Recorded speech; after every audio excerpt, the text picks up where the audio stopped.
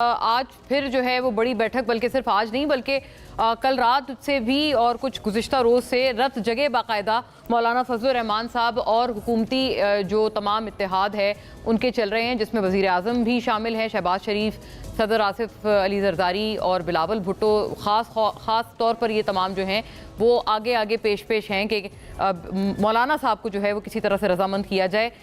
किसका मुसवदा काबिल कबूल है, किसका नहीं है, इसके ऊपर दोनों तरफ से कशमकश चल रही है कि क्या PTI ने मुसवदा दिया है या नहीं दिया।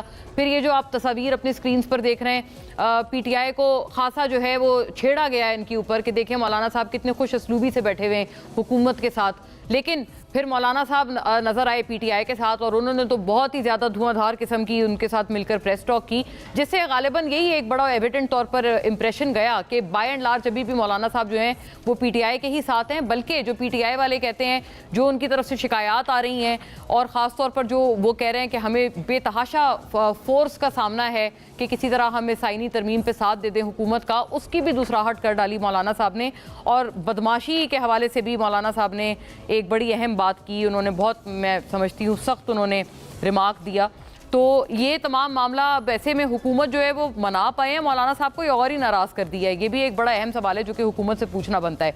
फिर कहानी में एक ट्विस्ट ये भी आ गया है कि एक तरफ तो ठीक है, अगर कोई मुनहरिफ हो रहा है और इनहराफ कर रहा है अपनी पार्टी पॉलिसी से, मर्जी से कर रहा है, 100 बिस्मिल्लाह ज़रूर करे, चाहे वो हुकूमत की तरफ से हो रहा हो या PTI की तरफ से हो रहा हो। लेकिन ऑब्वियसली इसमें फोर्स का एलिमेंट नहीं होना चाहिए। लेकिन क्या इनहराफ सिर्फ PTI की तरफ से हो रहा है? PTI वाले तो यही इंकशाफ दूसरों के हवाले से अब करते हुए नजर आ रहे हैं। वो कह रहे हैं कि इनहराफ हमारी तरफ से नहीं बल्कि गवर्नमेंट की तरफ से भी बड़े मुनहरिफ अरकान मौजूद हैं।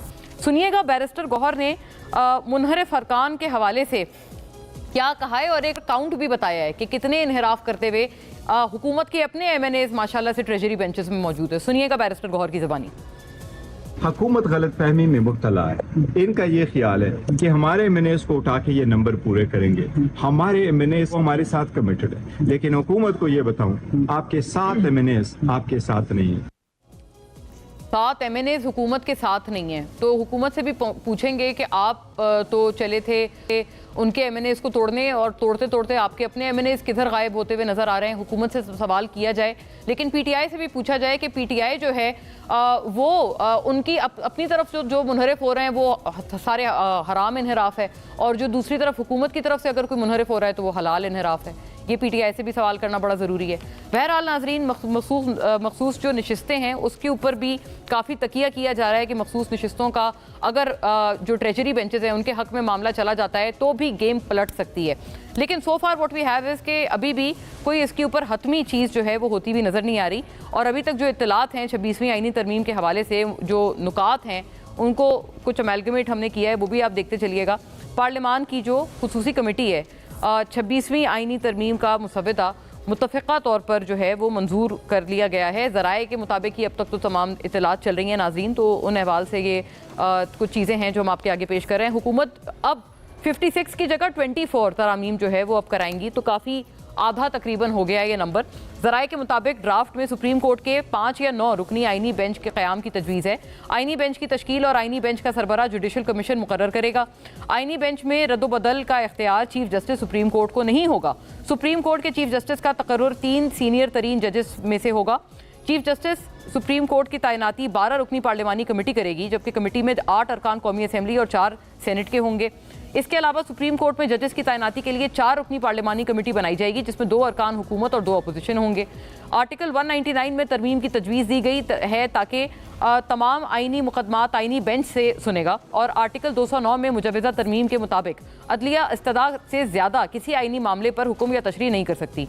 आइन के आर्टिकल 48 के शिक 4 में तरमीम का फैसला भी किया गया है। वज़ीर आज़म और वफाकी काबीना के सदर को भेजी गई एडवाइस चैलेंज नहीं हो सकेगी। किसी इदारे, अदालत या अथॉरिटी को सदर को भेजी गई एडवाइस पर तहकीकात या कार्रवाई का भी इख्तियार नहीं होगा। आर्टिकल 63A में तरमीम की तजवीज़ भी है।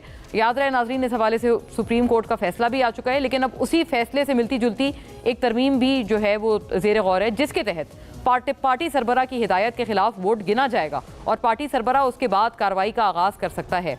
आइन के आर्टिकल 111 में तरमीम की तजवीज़ है, जिसके मुताबिक अब एडवोकेट जनरल के साथ एडवाइज़र भी कानूनी मामलात पर सूबाई असेंबली में बात कर सकता है। आर्टिकल 184 में तरमीम की तजवीज़ है, जिसके तहत चीफ जस्टिस से सुओ मोटो का इख्तियार ख़त्म हो जाएगा और चीफ जस्टिस पिटिशन के मुतालिक ही नोटिस जारी कर सकेगा।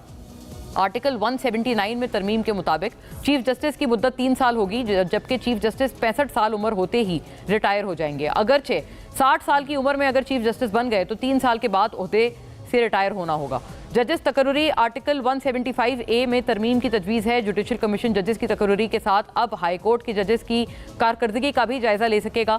आर्टिकल 215 में तरमीम के मुताबिक चीफ इलेक्शन कमिश्नर मुद्दत खत्म होने के बाद 90 दिन ओहदे पर फिर भी रह सकेंगे और वजीर आजम और अपोजिशन लीडर में इत्तेफाक ना होने पर चीफ इलेक्शन कमिश्नर का तकर्रुर पार्लिमानी कमेटी करेगी।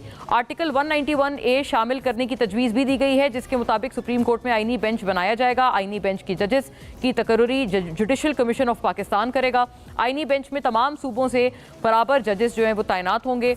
दूसरी जानिब चेयरमैन PTI बैरिस्टर गौहर का कहना है कि आज हुकूमत का चौथा ड्राफ्ट मिला है। हमारी मीटिंग जारी थी कि खबर आई कि खुसूसी कमेटी ने मुसवदे की मुतफ़िका तौर पर मंजूरी दे दी है। हमारी बातचीत अभी भी जारी है। बानी PTI से मुलाकात के बाद ही आगे बढ़ेंगे।